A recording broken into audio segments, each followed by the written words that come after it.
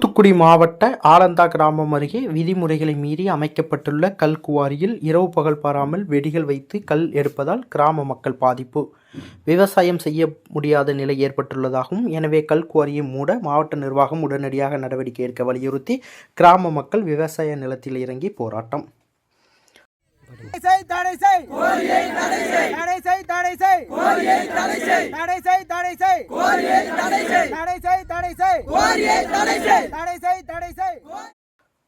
தூத்துக்குடி மாவட்டம் ஆலந்தா மற்றும் சவலாப்பேரி கிராமத்திற்கு அருகே தூத்துக்குடியைச் சேர்ந்த நபர் கடந்த சில ஆண்டுகளுக்கு முன்பு சுமார் 500 ஏக்கர் நிலத்தை கேரளாவைச் சேர்ந்த நபர்களிடமிருந்து விலைக்கு வாங்கியுள்ளனர்.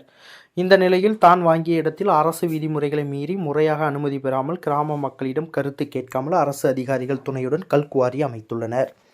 இந்த கல்குவாரியில் இருந்து தற்பொழுது கனிம வளங்கள் வெட்டி எடுக்கப்பட்டு மாலத்தீவு மற்றும் கேரளா உள்ளிட்ட பகுதிகளுக்கு கொண்டு செல்லப்படுகின்றது. இதற்காக இரவு பகல் பாராமல் கல்குவாரியில் வெடிகள் வைப்பதால் கல்குவாரிகளிலிருந்து கல் விவசாய பகுதியில் விவசாயிகள் மற்றும் கால்நடை மீது அவ்வப்போது விழுந்து வருகின்றது.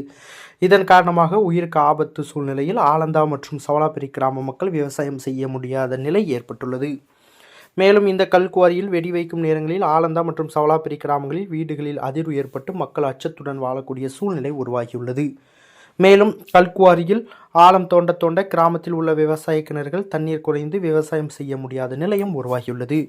எனவே இந்த கல்குவாரியை மூட வேண்டும் என வலியுறுத்தி கிராம மக்கள் மாவட்ட ஆட்சித்தலைவர், ஓட்டப்பிடாரம் சட்டமன்ற உறுப்பினர் மற்றும் அரசு அதிகாரிகள் ஆகியோரிடம் பல முறை மனு அளித்துள்ளனர். ஆனால் குவாரி நடத்தும் ஆளுங்கட்சியை சேர்ந்தவர் என்பதால் அவரது குவாரியை மூட இதுவரை எந்தவித நடவடிக்கையும் எடுக்கவில்லை என கூறப்படுகின்றது. மேலும் நேற்று ஆலந்தா கிராம மக்கள் கல்குவாரியை மூட மாவட்ட நிர்வாகம், காவல்துறை நடவடிக்கை எடுக்க வேண்டும் என சுவரொட்டிகளை கிராமத்தில் ஒட்டியுள்ளனர். இதற்கு புளியம்பட்டி காவல்துறையினர் கிராமத்திற்கு வந்து கிராம மக்களை மிரட்டியதுடன் சில வாலிபர்களை காவல் நிலையத்திற்கு அழைத்துச் சென்றுள்ளனர். மேலும் குவாரிக்கு எதிராக போராட்டம் நடத்தினால் போராட்டம் நடத்துபவர் மீது வழக்கு பதிவு செய்யப்படும் எனவும் காவல்துறை மிரட்டி வருவதாக கூறப்படுகின்றது. எனவே மாவட்ட நிர்வாகம், கனிம வளத்துறை இந்த விஷயத்தில் உடனடியாக தலையிட்டு கிராம மக்களுக்கு பாதிப்பு ஏற்படுத்தும் இந்த கல்குவாரியை மூட நடவடிக்கை எடுக்க வேண்டும் என வலியுறுத்தி இன்று கல்குவாரி அமைந்துள்ள விவசாய நிலப்பகுதியில் இறங்கி போராட்டத்தில் ஈடுபட்டனர்.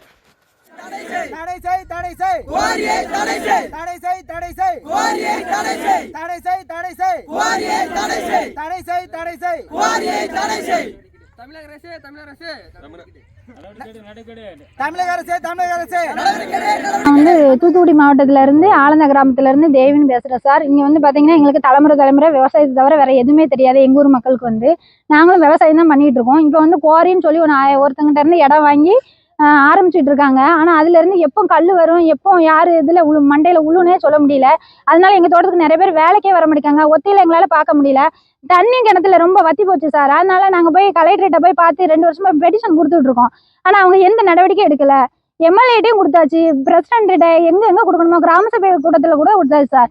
எல்லாம் தீர்மானம் மாசம் ஆனா கிராம சபை கூட்டத்துல தீர்மானம் போட்டு அவங்க என்னதான் செய்யறாங்கன்னு தெரியல சார். ஆனா உடனே ஆட்டியாட்டம் தீர்மானத்தை நாங்க நிறைவேற்றிட்டோன்னு இது வரைக்கும் கிளர்க்கா பிரசிடண்டா யாரும் சொன்னதில்ல. எல்லாரும் நல்ல காசு வாங்கியிருக்காங்க சார்.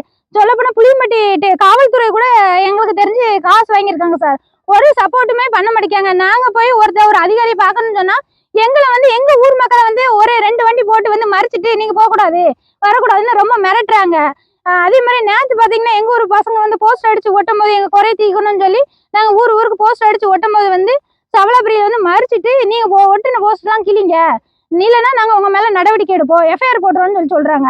அதை வந்து நாங்க போய் எங்க வீட்டுக்காரங்க போய் கேட்டதுக்கு ரொம்ப மிரட்டுறாங்க சார். அதனால நாங்க பொம்பளை எல்லாம் போய் அந்த கொட்டுற மலையில விடிய 5 மணி வரைக்கும் நின்றுதான் எங்க வீட்டுக்காரங்களே எங்க அண்ணன் தம்பி எல்லாம் கூட்டிட்டு வந்துருங்க சார். ஆனா இது வரைக்கும் அங்க பக்கத்துலதான் பிரசிடென்ட் இருக்கான், என்ன ஏதுன்னு கேட்கல. எஸ்பி வந்தாங்க, தாலுகா ஆபீஸ் வந்தாங்க, முடிச்சிருவேன்னு சொல்லியிருக்காங்க. முடிச்சா நல்லது, இல்லைன்னா அவங்களும் கோரிக்காரங்க பின்னால போயிருவாங்களான்னு எங்களுக்கு சொல்ல முடியாது சார். ஏன்னா அவங்ககிட்ட வசதி இருக்கு. நாங்க வந்து அண்ணனுக்கு வேலை பார்த்து தான் சார் சாப்பிடணும். இன்னைக்கு விட்டானா எங்களுக்கு நாளைக்கு காசு இல்ல. இன்னைக்கு நாங்க காய்கறி பறிச்சு போட்டா நாளைக்கு அந்த காசு வந்தாதான் சார் நாங்க அடுத்த பிள்ளைகளை பள்ளிக்கூடம் அதெல்லாம் அனுப்ப முடியும். ஆனா முழுக்க நல்ல காசு வாங்கியிருக்காங்க சார். காரு வாங்கிட்டு இந்த கோரிக்காரங்க சொல்றாங்க சார், நாங்க கஷ்டப்பட்டு நாங்க கலெக்டர் ஆஃபீஸ் அங்கங்க போனோம், அவங்க சொல்லியிருக்காங்க அவங்க உள்ள வேலை பார்க்க குடிய கொடுத்து மிரட்டுறது. பொம்பளையில வந்து எங்க வீட்டுக்காரங்க வந்து அண்ணனே கூலி வேலைக்கு போயிருவாங்க, போயிட்டு லேட் தான் வருவாங்க, ஒரு 10 மணி அந்த மாதிரி தான் வருவாங்க. அவங்க வந்து எங்களை வந்து நாங்க பிள்ளைகளை வச்சு வீட்டுல இருக்கும்போது ரொம்ப மிரட்டுறாங்க. அதே மாதிரி நாங்க இங்க மறியல் பண்ணுவோம் அப்படின்னு சொல்லலாம். அவங்க என்ன சொல்லியிருக்காங்கன்னா, நான் 10 டக்கர் விடுறேன், டீசல போட்டு என் சொந்த செலவுல விடுறேன், ரோட்ல போய் மறிக்க சொல்லு, என்னால என்ன செஞ்சிட முடியும், ஆழ்ந்த மக்கள் வந்து என்னை வந்து நெருங்க முடியாது, என்ன அசைச்சுக்கிட முடியாதுன்னு சொல்றாங்க. ஏன்னா எங்கிட்ட வந்து பண வசதி இல்லை சார். நாங்க வந்து அன்னைக்கு விவசாயம் தான் பார்க்கணும். நாங்க வந்து 100 நாள் வேலைக்கோ அந்த விவசாயமோ கூட்ட வேலைக்கு கூலி வேலைக்கு தான் போயிட்டு இருக்கோம். அவங்கள மாதிரி நாங்க கெட்டா அந்த தட்டாபுரையில அங்கங்கன்னு நாங்க கோரி வாங்கி போட்டு நாங்க சம்பாத்தியம் பண்ணல சார். நாங்க விவசாயத்தை தான் சாப்பிட்டு இருக்கோம். எங்க உயிருக்கும் எங்க பிள்ளைகளுக்கு எங்க ஆடு மாடுக்கு ஆபத்து இருக்கு சார். எப்ப கல்லு வரும்னு தெரியல. என் பிள்ளை ஒரு பக்கம் ஓடுதா, என் ஆடு மாடு ஒரு பக்கம் ஓடுது, நான் ஒரு பக்கம் ஓடுதேன் சார். என் உயிரை பாப்பனா, என் பிள்ளைல உயிரை பாப்பனா? ஒரு மாடு 50,000 60,000 ரூபாய்க்கு வாங்கி விட்டுருக்கேன். மாடுக்கு எதாவது ஆச்சுன்னா அந்த கோரிக்காரன் பொறுப்பு எடுத்துக்கிடுவானா, இல்ல அரசாங்கம் வந்துருமா? என் பிள்ளை, நான் வச்சிருக்கிற 2 பிள்ளைகள் சார். அந்த 2 பிள்ளைல ஏதோ ஆயிட்டுன்னா அது அங்க பாட்டுல அங்க விளாண்டுட்டு இருக்கு. எப்போ எந்த நேரத்துல கல்லு வரும்னு தெரியாது. நீங்க பாத்தீங்கன்னாலே தெரிஞ்சிருக்கும் அந்த எவ்வளவு தூரத்துல கோரி, எவ்வளவு தூரத்துல தோட்டம் இருக்குன்னு உங்களுக்கே தெரிஞ்சிருக்கும். அதனால என் பிள்ளைகளுக்கும் என் வீட்டுக்காரோ என் ஊர் ஆளுகளுக்கு எதுனால இந்த கோரிக்காரங்க தான் சார் பொறுப்பு. ஏன்னா நாங்க வந்து பஞ்சாயத்து தலைவர், கோரிக்காரங்க, கிளர்க்கு, அதே மாதிரி இந்த என்ன எம்எல்ஏ உண்டு சார். அதெல்லாம் நான் இல்லைன்னு சொல்ல மாட்டேன். எம்எல்ஏ முழுக்க உண்டு, ஆளுங்கட்சி எல்லாரும் உண்டு சார். அவங்ககிட்ட என்ன பணம் இருக்கு, என்கிட்ட வந்து பணம் இல்லை பாத்தீங்களா. அதனால எல்லாருமே நாங்க இழுத்து மூட வேண்டியதான் சார். சீக்கிரம், எவ்வளவு சீக்கிரம் அரசாங்கம் இழுத்து மூடுமோ அவ்வளவு சீக்கிரம் இழுத்து மூடணும் சார். சவலாப்பரி ஊர் எனக்கு ஆலந்தா பஞ்சாயத்து. நாங்கள் வந்து காட்டில் வந்து குடியிருந்து ஷெட்டு ரூம் போட்டு நாங்கள் குடியிருக்கோம். அதில் விவசாயம் பார்த்துட்டு வர எங்களுக்கு 10 ஏக்கர் கிடக்கு. 10 ஏக்கரில் வந்து விவசாயம் பண்ணிட்டு வரதில் இவங்க கொண்டாந்து ஒரு கோரியை கொண்டாந்து வச்சுக்கிட்டு எங்களை கல் மண்ணெல்லாம் அடித்து ஆடு மாடை பூரா கலைக்காங்க. ஆடு மாடு பூரா கலைஞ்சி ஓடுது. நாங்கள் என்ன கல் மேலே விழுந்துட்டு நாங்களும் பதறி தான் இருக்க வேண்டியிருக்கு. நாங்கள் எத்தனை நாளைக்கு இப்படி பதறி இருக்க முடியும்? விவசாயம் பார்க்க முடிய மாட்டேங்குது. எங்களுக்கு மொத்தத்தில் 10 ஏக்கர் கிடக்கு, தென்னை மரம் கிடக்கு, உளுந்து கிடக்கு, நெல் பயிர் கிடக்கு, கோடையில் கடலை அதெல்லாம் போடுவோம். எங்களுக்கு விவசாயம் பண்ணால் ஒரு தாரை கூட சும்மா கூட போட்டு கிடக்கும். நாங்கள் இதனால் நீங்கள் தான் கேட்டு கொடுக்கணும். செய்திகளை உடனுக்குடன் தெரிந்து கொள்ள உங்கள் கரம் டிவியை சப்ஸ்கிரைப் செய்யுங்கள். அதோடு பெல் பட்டனையும் கிளிக் செய்யுங்கள்.